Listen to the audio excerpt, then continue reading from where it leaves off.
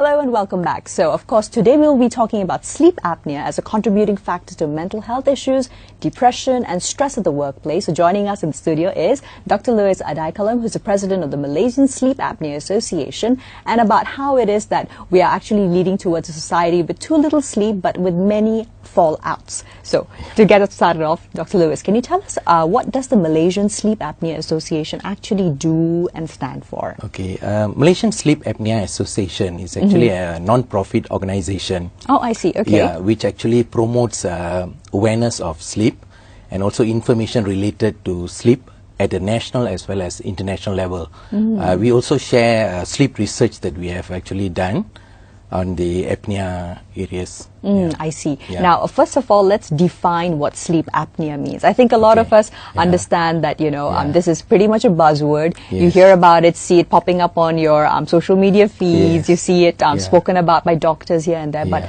what is the actual textbook definition of sleep apnea? Okay, just before we go into sleep apnea, I think it is very important for people to understand the importance of sleep. Okay, and why sleep is so important, because if you look at it, 1/3 of your life is all about sleep. So if you take about, if you live up to 100 years old, let's say 33 years will be sleeping. You'll be sleeping for 33 years. So all right. Now, of course, we are also playing a couple of slides in the background, which shows you, the classic percentages, statistics, and I think a lot of us in modern society, our main grouse that everything else stems from, rage issues, it could be lack of productivity at work, lackadaisical health, all of it stems from, like you said, sleep.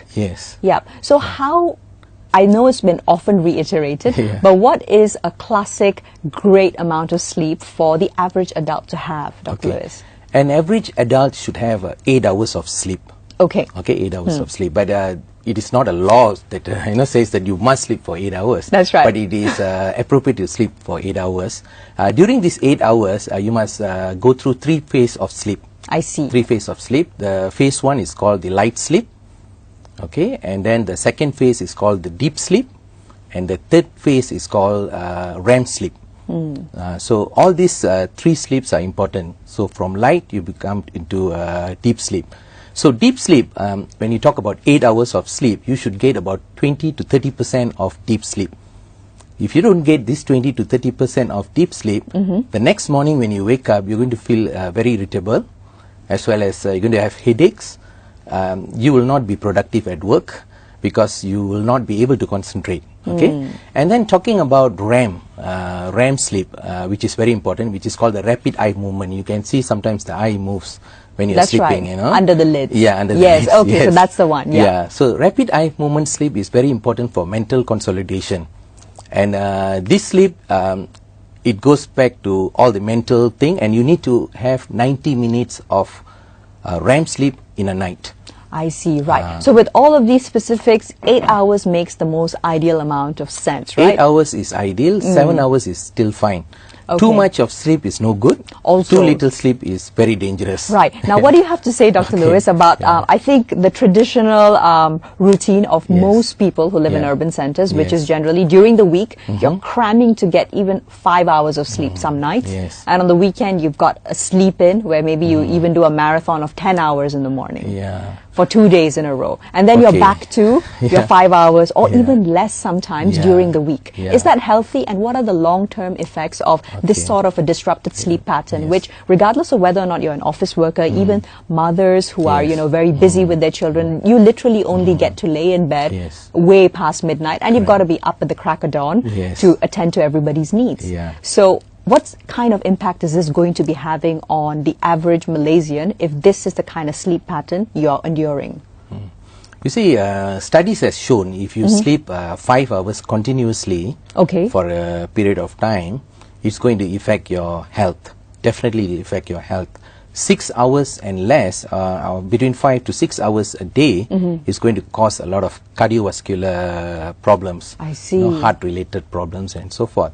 But on the other hand, as you said that just now, that 5 hours during the weekday, and then they try to catch up over the weekend. Yeah, the sleep debt which we're always trying to chase, right? Yeah. Is that healthy? Is it sustainable? And how long will it be before you start seeing the ill effects of it? I think a lot of us, maybe in our teens, our 20s to 30s, even 40s, but once you're perhaps beyond that age, you feel that natural instinct. But at the same time, as people get older, they also naturally need less sleep.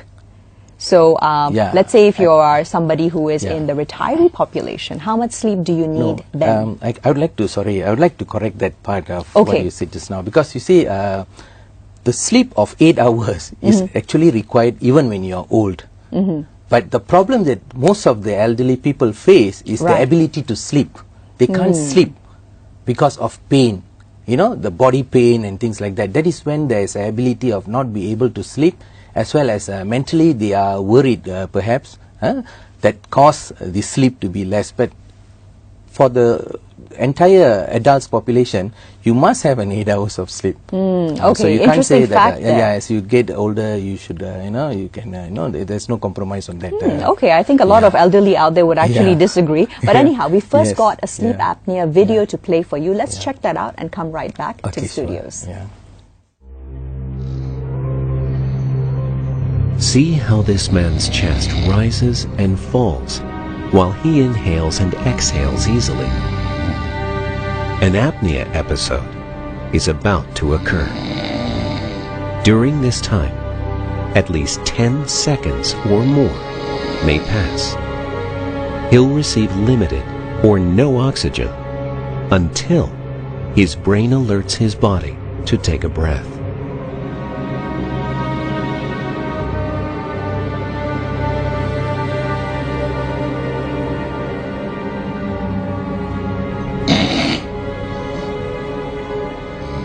People with apnea who do not use their CPAP device may repeat this same experience over and over throughout the night. Could this be you?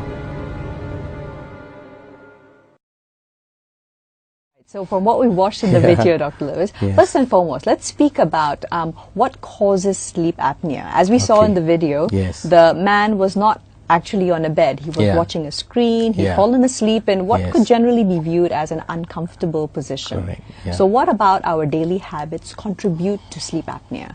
Okay, you see, before I explain about the sleep hygiene and stuff like that, but I think it's important here, what we saw in the video just now is called obstructive sleep apnea. I see. Okay. Obstructive sleep apnea. So basically this gentleman is going through, he's sleeping, but he starts snoring, and then his breathing stops. His breathing stops for around 10 seconds, and that's when he gasps for air by doing the you know, that kind of thing, you know. He makes an exhale of air, which is actually not normal, right? That's not normal. It's your body being forced to get that reaction. Yes, correct. Because if you look at it, that's when the, what do you call it, his breathing has stopped for between 10 seconds to 20 seconds. This happens, this is what is called sleep apnea. It's all about in motion. Okay, so what we do actually, as you know, for weight we call it BMI. You know, we have this BMI for weight. Correct, the body mass index, which tells you whether you're healthy or not. Yeah, so we do normally an AHI, apnea hypoapnea index. I see. By doing apnea hypoapnea index, we'll be able to know this sort of situation like just now. He's gasping for air because his blood does not have enough oxygen, and he needs the oxygen, so he does that. So we will do an AHI, apnea hypoapnea index, where apnea hypoapnea index will be able to show whether this person is having a mild, moderate or severe hypoapnea syndrome episode. Okay. And what causes this? Okay, what causes this is more common in men or women, or is it across the board, doctor? Okay, it actually is very common in men compared to women, but it also is very common on people who are obese. So the cause of this sleep apnea could be due to various factors. Okay. One could be because of the obesity, the weight. The weight is too much, that you know, you have too much of floppy tissues around your throat. Making it forth, difficult making for it you to difficult breathe. for you to breathe. Ah.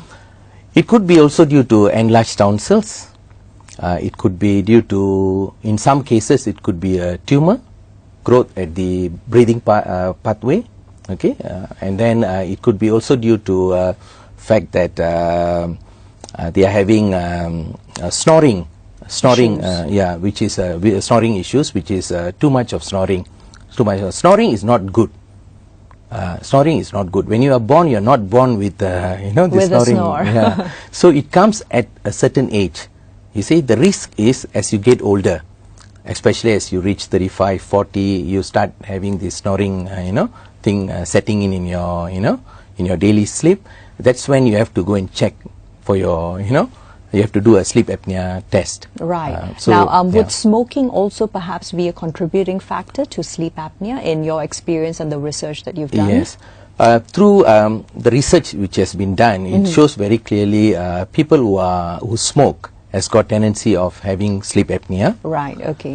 People who drink alcohol, when they consume a bit too much, if it's more than 1 glass, it's considered as is a bit too much for Over you, the limit. over the limit. Right. And also the time they consume is important, because if you just consume just before you go to bed, you're going to have sleep apnea episode, maybe Right. more episode than the normal. Okay. So now, Yeah. what are some of the options for treatment? Is there a treatment for Yes, sleep there's apnea? treatment. You see, the sad part here in Right. Malaysia is that many people out there, or maybe many viewers out there, are still unaware about sleep apnea.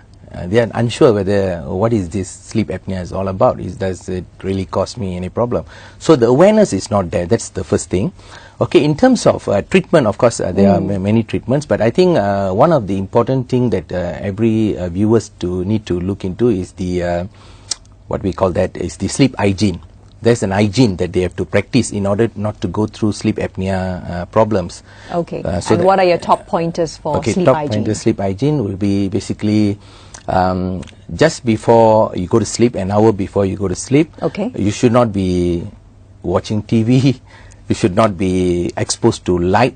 So no flashing No images, flashing no images, screens. no screens, and all that. And then they have to also consume if they are like, for example, they are caffeine drinkers. Okay. They should avoid drinking 4 hours before going to sleep. So that it's Yeah. actually excreted from your system Yeah, before you system, go to bed. before go to bed. Right. Including food intakes, should not be Too close to too close to bedtime. bedtime. Should be 4 hours before that. Okay, and also like I would say, maybe they should quit smoking. There are many things that they can. Right. Of course. Now, we've also got a graphic on Yes. the screen which is Yeah. showing you about some of the common causes of obstructive sleep apnea, just Yes. going through and repeating what Yes. Dr. Lewis shared with us. Yeah. So basically, having a high BMI Yeah. definitely contributes to your AHI. as you AHI said. as well, yes. Right. Yeah. Now, where can one get their AHI test done up, Dr. Okay, Lewis, for those who are curious, or for those right. who are like, okay, that sounds like me every night. Yeah. I want to get diagnosed. I want to Yes. get better. Okay. Basically, that is why the formation of this association, Malaysian Sleep Apnea Association, is formed to look after Malaysians generally. It's open to everyone Okay. who is above 18 years of age to join as a member. Right. And the sleep screening will be done on a free of charge basis. I see. And Yeah. where can we find you on social media, perhaps, Okay, or online? because we are relatively a new organization, Okay, so all right. basically they can either contact me directly, or they can email to us, us, and then we'll be able to assist them on doing the sleep screening. Right. Yeah. What is the email address, perhaps? Okay, which the we email can- address will be Louis at Alpha International, ALPHA International, INTERNATIONL .com.my. Okay, Lewis Okay. at alphainternational.com.my if you've got any questions about that. Now, when we were speaking about the treatment, Dr. Lewis, Yes, yeah. could you finish your thoughts? Yeah, is it sure. a medical sort of treatment? Is it therapy-based? What is it? Okay, so the treatment can come in various ways, but the best will be through the machine called CPAP, continuous pressure airway machine, Right. which is used as a support to help them on breathing, during sleep and so forth. I see, right. Yeah, so that's one. But obviously, there's also areas of there will be also in certain cases the machine will not be able to help. Then they will be able to use. They have to go through medication. Right, which is also effective. All right, so thank you so much for sharing your time as well as some of the incidences of sleep apnea. And I'm Tamina Kalji signing off here on Bernama Today with Dr. Lewis. Hope you learned that little bit more about sleep apnea. And if you're curious, please do email to find out more. Stay tuned for the news right after.